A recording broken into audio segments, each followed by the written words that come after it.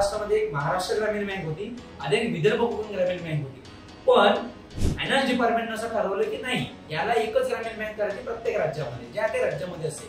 त्यावर्षी उलट केलं की पीओ ची एक्झाम, एसओ ची एक्झाम आणि क्लर्कची एक्झाम हे थोडंच्या आधी होते. ऑगस्ट महिन्यापासून तुमच्या बँकेच्या जर एक्झाम स्टार्ट झाल्या, जर तुम्ही pre exam, mains exam, pre exam जर क्रॅक केल्या, तुमची बघा शेवटची मेन्स एक्झाम ही 1 फेब्रुवारी 2026 ला होणार आहे. नमस्कार विद्यार्थी मित्रांनो, मी ज्ञानेश तुमचं सर्वांचं स्वागत करतो एसीएस अकॅडमी मध्ये.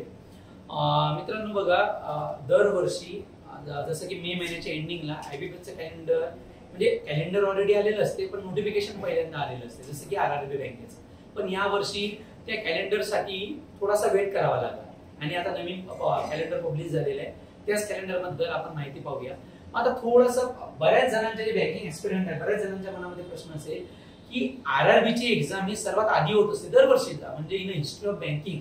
म्हणजे आतापर्यंत जेवढ्या 2011 पासून जेवढ्या एक्झाम झालेल्या आहेत, मागच्या 2024 पर्यंत प्रत्येक वेळेस जी काही पहिली एक्झाम झाली ती आरआरबीची एक्झाम झाली आहे, जसे की रिजनल रुरल बँकची एक्झाम झाली.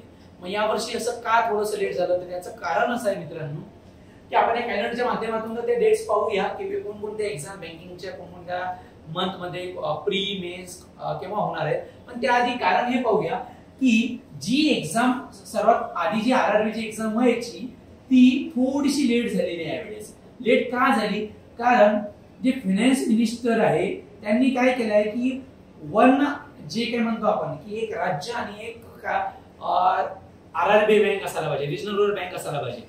बऱ्याच स्टेटमध्ये 2-2, 3-3 रिजनल बँक होत्या. जसे की महाराष्ट्राची जर गोष्ट घेतली आपण, महाराष्ट्रामध्ये एक महाराष्ट्र ग्रामीण बँक होती आणि एक विदर्भ कोकण ग्रामीण बँक होती. पण फायनान्स डिपार्टमेंटने असं ठरवलं की नाही, याला एकच ग्रामीण बँक करायची प्रत्येक राज्यामध्ये, ज्या त्या राज्यामध्ये असेल. तर त्यांनी या दोन्ही बँकेचं मर्ज केलं. एक एक्झाम्पल सांगितलं तुम्हाला महाराष्ट्राचं, आणि विदर्भ कोकण ग्रामीण बँकला विलीनीकरण केलं त्याच्यामध्ये महाराष्ट्र ग्रामीण बँकमध्ये. म्हणून आणि ही जी प्रोसेस झाली ही 1 मे 2025 ला झाली. 1 मे 2025 ला झाल्यानंतर त्यांना थोडासा वेळ पाहिजे होता ना, की आमच्याजवळ किती व्हेकन्सीज आहेत, मर्जिंग केल्यानंतर आम्हाला किती स्टाफ लागेल. म्हणून जी नोटिफिकेशन मे महिन्याच्या एंडिंगला दरवर्षी येतं ते यावर्षी नाही आलं, कारण त्यांना थोडासा वेळ पाहिजे होता की किती रिक्रुटमेंट आम्हाला घ्यावा लागतील, आयबीपीएसला रिपोर्टिंग करायचं होतं त्यांना की आम्हाला एवढ्या वेळेची गरज लागेल. म्हणून त्यांनी थोडासा वेळ मागून घेतला. म्हणून यावर्षी कॅलेंडर मध्ये थोडेसे चेंजेस झाले. ज्या एक्झाम आधी व्हायच्या होत्या, ज्या एक्झाम लेट व्हायच्या होत्या, थोडं उलट झालं. आता त्या कॅलेंडर बद्दल आपण पाहूया. जसं की आयबीपीएसची जी पीयू ची एक्झाम असते, आयबीपीएस प्रोबेशनरी ऑफिसर, जसं की ज्या 11 पब्लिक सेक्टर बँक आहे त्यांची जी प्रोबेशनरी ऑफिसर ची जी एक्झाम होते, जसं की आपण त्याला मॅनेजर म्हणतो, त्याची प्री एक्झाम ही 17, 23 आणि 24 ऑगस्ट 2025 ला. बघा, पीओ ची प्री एक्झाम ही 17 ऑगस्ट, देन 23 ऑगस्ट आणि 24 ऑगस्ट ला 3 दिवसापैकी कुठले एक दिवस तुमचा नंबर लागेल प्री एक्झाम. आणि याच पीओ ची ही झाली प्री एक्झाम. याचीच मेन्स एक्झाम ही 12 ऑक्टोबरला असेल. ऑफिशियल नोटिफिकेशन मध्ये त्यांनी मेन्शन केलेलं आहे. बघा, 17, 23 आणि 24 ऑगस्टला प्री एक्झाम असेल आणि मेन्स एक्झाम किती असेल? 12 ऑक्टोबर 2025 ला मेन्स एक्झाम असेल. कुठली? आयबीपीएस पीओ ची. देन आयबीपीएस स्पेशलिस्ट ऑफिसर, ज्याला आपण एसओ म्हणतो, त्यामध्ये वेगवेगळ्या जसे की आयटी ऑफिसर, लॉ ऑफिसर किंवा ऍग्रीकल्चर ऑफिसर अशा वेगवेगळ्या पोझिशन असतात. त्या हे स्पेसिफिक लोकांसाठी असतात, जसे की ज्यांचे इंजिनिअरिंग झालेलं आहे, ऍग्रीकल्चर झालेलं, लॉ झालेलं आहे. पण पीओ हे सगळ्यांना एलिजिबल आहे. ओके, आता ती एसओ ची प्री एक्झाम ही 30 ऑगस्टला होईल आणि मेन्स एक्झाम ही 9 नोव्हेंबरला होईल. हे झाले एसओ च्या बाबतीत. नंतर जे कस्टमर सर्व्हिस असोसिएट, ज्याला आपण क्लर्क म्हणूया, क्लर्कचं नाव चेंज केलं त्यांनी, कस्टमर सर्व्हिस असोसिएट. तर क्लर्कची प्री एक्झाम ही 4, 5 आणि 11 ऑक्टोबरला, 4 ऑक्टोबर, 5 ऑक्टोबर आणि 11 ऑक्टोबर, आणि याची मेन्स ही 29 नोव्हेंबरला होणार. म्हणजे ह्या ज्या एक्झाम आहेत ना, ह्या एक्झाम दरवर्षी नंतर व्हायच्या किंवा आरआरबी नंतर. यावर्षी उलट केलं की पीओ ची एक्झाम, एसओ ची एक्झाम आणि क्लर्कची एक्झाम हे थोडच्या आधी होते, म्हणजे विथ कम्पेअर टू जर केलं आपण कशाच्या, आरआरबीच्या.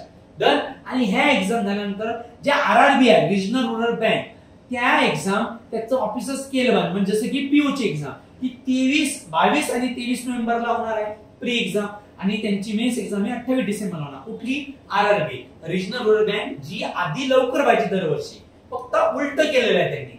आणि त्यामध्ये स्किल 2, आता हे एक्सपिरियन्स वाल्यांसाठी असते, ही तर फ्रेशर्ससाठी एलिजिबल नाहीये.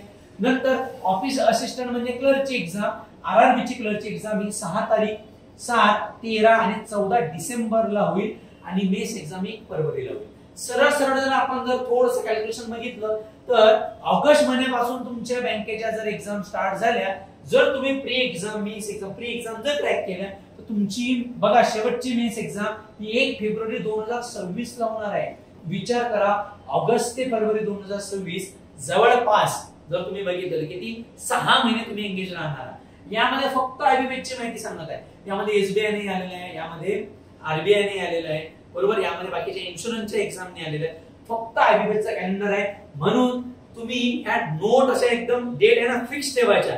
यामधली आपली एक तरी एक्झाम क्रॅक व्हायला पाहिजे, बरोबर. आता जरी नाही म्हटलं तरी आपल्या जवळ कमीत कमी 2 महिने आहेत या एक्झाम म्हणजे जवळपास पहिली प्री एक्झाम द्यायला.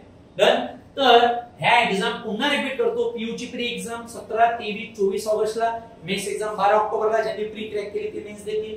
नंतर क्लर्कची प्री एक्झाम 4, 5, 11 ऑक्टोबरला आणि मेन्स एक्झाम 29 नोव्हेंबरला. आणि RRB च्या प्री एक्झाम 22 आणि 23 नोव्हेंबरला, मेन्स 28 डिसेंबरला. आणि क्लर्कची RRB च्या 6, 7, 13, 14 डिसेंबर आणि मेन्स 1 फेब्रुवारी 2026 ला. जर तुमच्याजवळ ऑलरेडी कॅलेंडर आलेलं आहे तर तुम्ही कशाचाही विचार न करता मस्त प्रिपरेशनला लागायला पाहिजे, बरोबर. आता तुम्ही तुमचं ध्येय ठरवा. बाकीच्या एक्झाम तर अदर आहेतच, पण ज्या बँकिंगसाठी जे कॅलेंडर फिक्स असते दरवर्षी, बरोबर ना, ते हक्काचं म्हणू शकतो ना आपण, जे हक्काचं व्यासपीठ आहे, या हक्काच्या व्यासपीठ ह्या डेट कधीही चेंज होणार नाही. आणि तुमच्या हाती आहे की तुमची प्रिपरेशन कशी असेल आणि ती प्रिपरेशन तुम्ही या ध्येयापर्यंत घेऊ या ध्येयापर्यंत पोहोचाल की नाही.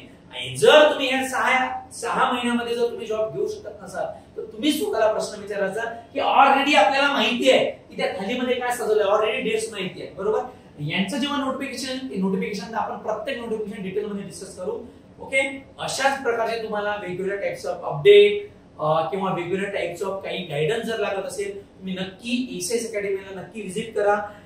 खाली नंबर दिलेला आहे, त्या नंबरवरती कॉल करून तुम्ही डायरेक्टली नंबरवरती कॉल करून इन्फॉर्मेशन कलेक्ट करू शकता. जर शक्य होत असेल तर ऑफलाईन क्लासवरती नक्की व्हिजिट द्या. आपले सेंटर GM रोड डेक्कनला आहे. आय होप तुम्हाला या छोट्याशा माहितीच्या आधारे एक अपडेट नक्की भेटलं असेल. So be prepare. Thank you. Have a nice day.